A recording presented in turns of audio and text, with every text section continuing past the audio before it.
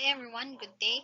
I am Joy BARCENAS and I will present to you Chapter 1 of this subject, Research for Managers, that is Introduction to Research. So for the list of our agendas for the day, we have Introduction to Research, Stages of Academic Research, Classification of Research Reports, Internet-Mediated Research, and how to select a research topic. Research, as defined, is the process of investigation that aims to create knowledge, validate established theories, or solve real world problems in various fields of study. Research comes from Middle French word recherche, meaning to go about seeking. Research in simplest form and simplest term is searching for knowledge and searching for truth. So, research is a result of our inquiries and inquisitiveness to fill knowledge gaps. Research have varying formats based on its goals and approaches. First, we have the fundamental research. Fundamental research is theoretical in nature that aims to broaden one's comprehension of subject matter without immediate practical applications. Meanwhile, applied research concentrates on resolving real world issues or enhancing existing processes and their applications. These two formats complement each other as framework for relevant application and advancements. On to our next topic, we have stages of academic research. Academic research advances through a series of steps, each vital for maintaining the quality and credibility of knowledge or insights.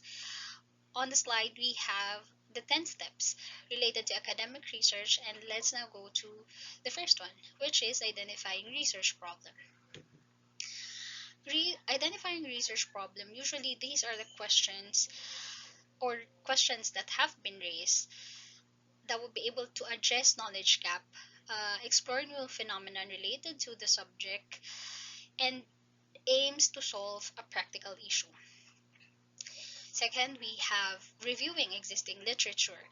This is essential to situate the research in a broader context of existing knowledge. It also helps to identify gaps, contradictions, or underexplored areas that justify the need for new research. Third is formulating hypotheses or objectives. So hypothesis is related to quantitative studies are the testable predictions about relationships of the variables. Meanwhile, research objectives is for qualitative studies. Me- um, that is to outline specific goals or outcomes the study aims to achieve. Fourth, we have designing research methodology. This one encompasses overall approach, strategies, and procedures used to collect and analyze data. We could now move to collecting data that involves gathering relevant information or observations to address research objectives. Depending on the research studies, it could be through surveys, interviews, experiments, observations, or archival research. On to the sixth one, we have analyzing data. Um, it could be appropriate statistical or qualitative techniques. When we say quantitative analysis, these are the numerical data to test hypotheses or identify patterns. Meanwhile, qualitative analysis relates to themes, meanings, and interpretations. Moving on to interpreting results, these are synthesizing analyzed data with existing literature to draw conclusions about research findings. So, going about drawing conclusions, this is interpretation, draw conclusions that answer research questions, confirm or refute hypotheses, and summarize key findings. We also have communicating findings by means of manuscripts, reports, presentations that is tailored to academic journals, conferences, or policy briefs that is adhering to disciplinary norms and formatting guidelines. On the last step, we have utilizing research findings. Important findings derived from the conduct of study will be utilized to improve the current situation or solve existing problems. To deep dive into the topic, we have activities and tasks relative to academic research engagement. We have, first on the list, we have peer review and revision. This is critical evaluation by experts in the field. Usually, peer feedback helps validate findings, improve clarity, and ensure methodological rigor. Usually, revised work are based on the constructive criticism received from peer review and revisions. Second is reflecting on ethical consideration. This is to ensure research integrity and fosters trust in research outcomes. Ethical consideration plays significant role in research to ensure studies are conducted ethically. We also have addressing limitations, or the transparent reporting of limitation demonstrates scholarly integrity and helps contextualize findings informing future research efforts to overcome identified constraints. It could be limitations on the sample size, data collection challenges, or methodological limitations. We also have contributing to theory and practice. Translate research findings into actionable insights, guiding policy decisions, informing organizational strategies, or addressing societal challenges. Uh, this is related to validating existing theories, proposing new frameworks, or generating empirical evidences. Revisiting and iterating. Research is iterative, often prompting further inquiries or refinements based on new evidence, emerging trends, or unanswered questions. Revisit research questions, update literature reviews, or conduct follow-up studies to build upon previous topics. Into another set, we have collaborating and networking. Collaborative efforts strengthen research impact and promote interdisciplinary approaches to complex challenges. Usually, this is related to diverse perspectives, expertise, and resources. Integrating technology and innovation. Advancements in technology enable innovative research methodologies of data visualization techniques and collaborative platforms that enhance research efficiency and accessibility. This is our uh, leverage digital tools for data collection, analysis, visualization, and online collaboration, adapting to evolving technological landscapes to streamline research processes and expand research capabilities. Moving on, we also have promoting diversity and inclusion. Researchers strive for equitable representation, respect cultural sensitivities, and promote inclusive research environments that celebrate diverse voices and experiences. If we have diverse perspectives, we enhance cultural relevance and we also mitigate biases. Continuing professional development. Continuous learning cultivates expertise, fosters intellectual curiosity, and sustains research excellence over time. Since learning is a lifelong learning journey that requires development, skill enhancement, and adaptation to disciplinary advancements. As you can see on the slide, we now have the classification of research reports, which we will discuss on the next slides. So for the first classification of research reports, we have technical reports. Technical reports usually provide detailed documentation of experimental procedures, results, and conclusions in technical fields such as engineering, sciences, and applied research. Technical reports usually emphasize clarity, precision, and practical application that is valuable for researchers, engineers, and industry professionals seeking technical formations. Second, we have scientific papers. These are formal publications presenting original research findings, theoretical advancements, or empirical studies in peer-reviewed journals. Usually, it undergo rigorous peer review to ensure methodological rigor, validity of findings, and contribution to existing knowledge. Third, we have theses and dissertations. These are extended research documents submitted as requirements for academic degrees, typically at the master's or doctoral level. It follows specific formatting guidelines and undergo examination by academic committees to assess scholarly competence and research proficiency. We now have policy papers. Policy papers usually bridge the gap between research and practical applications in government, nonprofit, or advocacy organizations.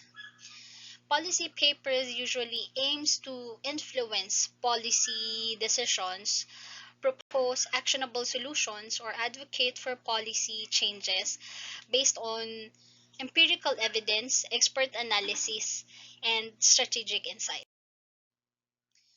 To continue, we have white papers.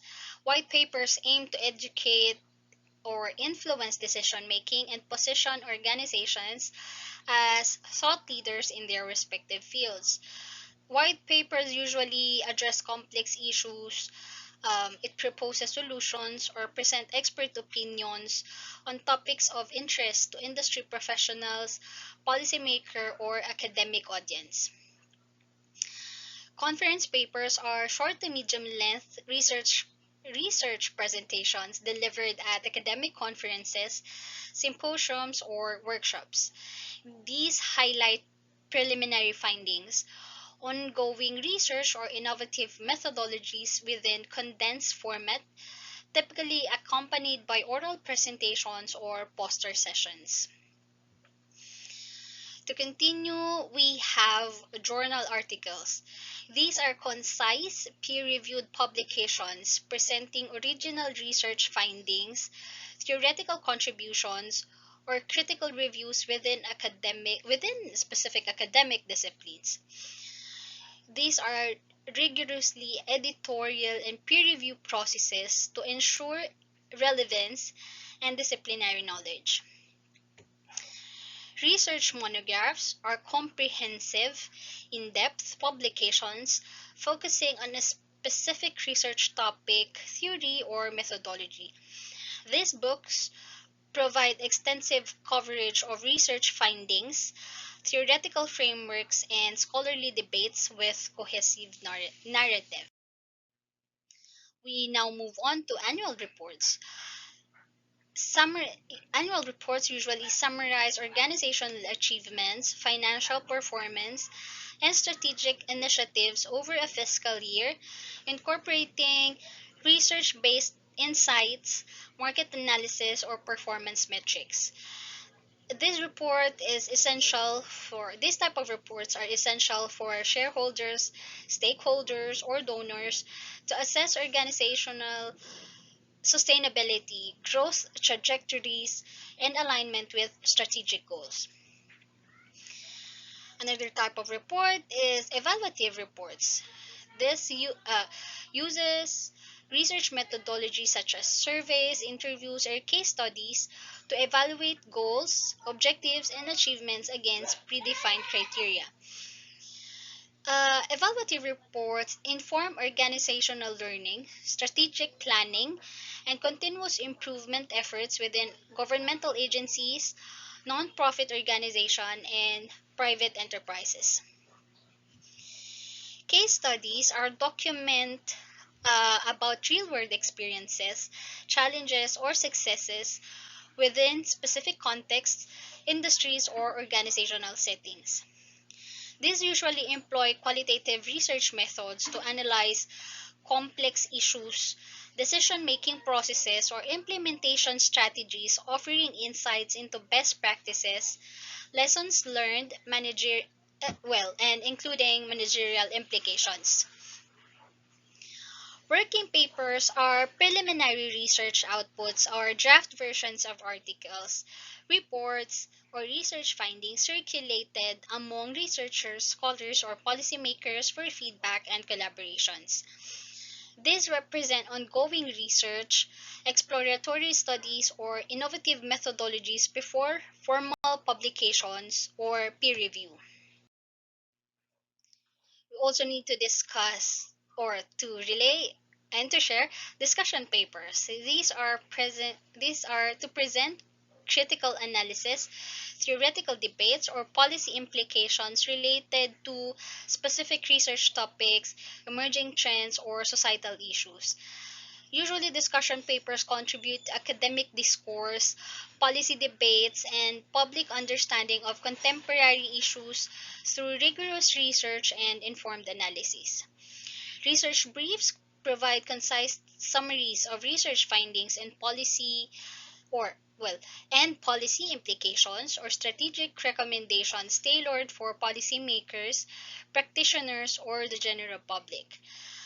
Research brief also bridge the gap between academic research and practical applications, promoting informed policy discussions and societal impact. Technical memos communicate the technical information, research updates, or project status reports within organizations, research teams, or project stakeholders. Technical memos usually provide timely updates, research findings, or operational insights to support decision making, collaboration, or project management. For our last set of classification of research reports, we have industry reports, which is used to analyze market trends, competitive landscapes, or sector specific developments based on research findings, data analysis, or expert insights.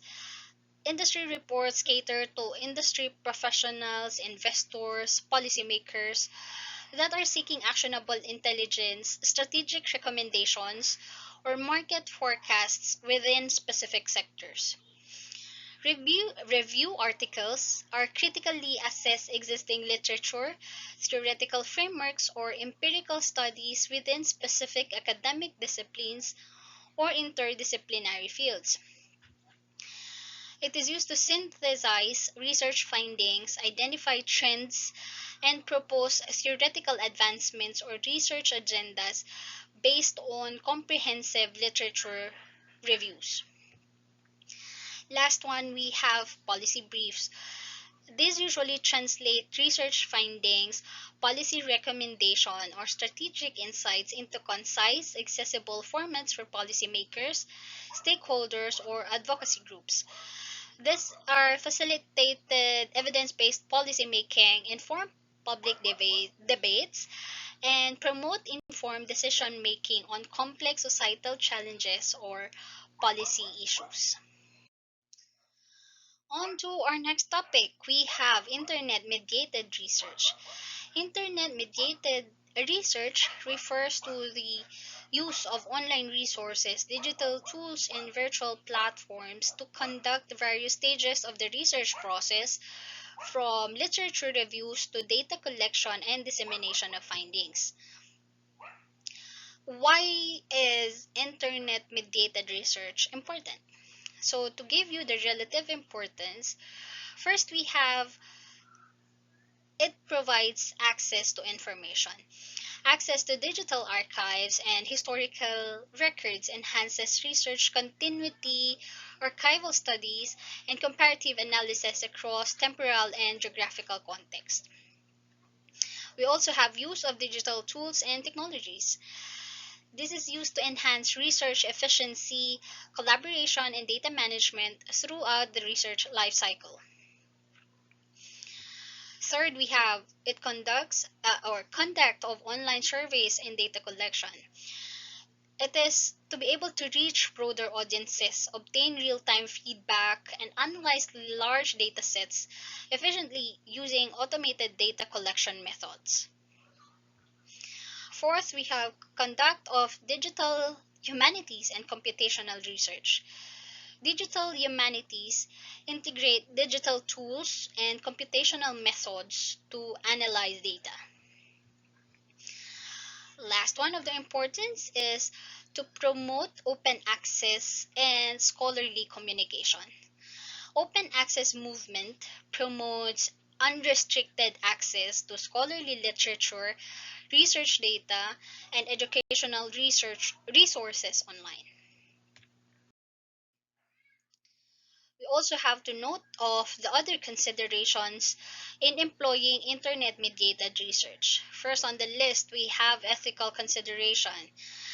Internet-mediated research raises ethical challenges related to data privacy, cybersecurity, digital rights, and informed consent. Ethical frameworks is to ensure participant confidentiality, respect cultural sensitivities, and uphold integrity in digital research methodologies, promoting trust and accountability in research practices. Second, we have digital and information lit- literacy. Digital literacy skills are essential for navigating online resources, evaluating information credibility, and critically analyzing digital content in research context. Third is online communities and crowdsourcing. Crowdsourcing enables researchers to recruit participants, conduct experiments, or annotate datasets at scale, fostering interdisciplinary collaborations and public engagement in scientific discovery and knowledge creation. We also have digital ethics and research integrity. Digital ethics encompass principles, guidelines, and ethical standards governing responsible conduct in digital research, data management, and online transactions. Challenges and limitations. Internet mediated research usually faces challenges such as information overload, reliability of online sources, digital divide, disparities in access to technology and information, and cybersecurity threats. Overcoming limitation in digital research requires continuous adaptation to technological advancements, ethical considerations, and interdisciplinary collaboration in research methodologies. On to our sixth one, we have digital preservation and data management. Digital preservation ensures long-term access and usability of research data, scholarly publications, and digital artifacts for future generations. Repositories and preservation supports sustainability in research practices across disciplines and institutional settings. We also have online learning and research collaboration. Online learning fosters lifelong learning, professional development, and global networking opportunities in research and academic communities. Digital transformation in research institutions drives interdisciplinary collaborations, institutional partnerships, and strategic investments in research infrastructure to promote research excellence and societal impact. We also have online peer review and publication, which promotes transparency, collaboration, and scholarly exchange in academic publishing, ensuring rigor, credibility, and ethical standards in research dissemination. 10th is digital health and telemedicine research. Uh, Digital health research integrates multidisciplinary expertise, ethical considerations, and technological innovations to advance healthcare innovation and patient-centered care. 11th, online behavioral research and experimental design is or experimental designs in online research ensure methodological rigor, participant anonymity, and ethical integrity in behavioral science studies. Last one, we have digital humanities and cultural heritage research. Digital humanities research integrates storytelling, visualizations, and interactive exhibits to enhance public engagement and cultural understanding in digital scholarship. So, for our last subtopic for this chapter, we have how to select a research topic. So first, we have to reflect on personal interests and expertise. Choosing a research topic begins with introspection and reflection on personal interests, passions, and areas of expertise. Researchers should explore topics that resonate with their academic background, professional experiences, or intellectual curiosity. Second is to review relevant literature and research. A thorough review of existing literature and research within a chosen field or discipline provides insights into current debates, gaps in knowledge, and emerging trends. Researchers should also analyze seminal works, scholarly articles, theoretical frameworks, and empirical studies to identify unresolved issues, contradictory findings, or underexplored topics that warrant further investigation. Third is to identify research gaps and novelty. Effective topic selection involves identifying gaps, conceptual gaps, or unanswered questions within existing literature and research. Research gaps highlight opportunities for originality, significance, and scholarly impact, guiding researchers towards meaningful contributions to disciplinary knowledge and research practice. Next, we should consider societal relevance and impact. Research topics with societal relevance and potential impact resonate with stakeholders, policymakers, and broader community interests. Topics addressing healthcare disparities, environmental sustainability, technological innovations, or socioeconomic inequalities prioritize societal impact, fostering interdisciplinary collaborations and stakeholder engagement in research initiatives. We also need to evaluate feasibility and resources. Assessing the feasibility of research topics involves considering available resources, research methodologies, and logical constraints essential for conducting research. Feasibility analysis ensures realistic timelines, budgetary considerations, ethical considerations in research design, promoting methodological rigor and successful research outcomes. We also need to consult with advisors and peers.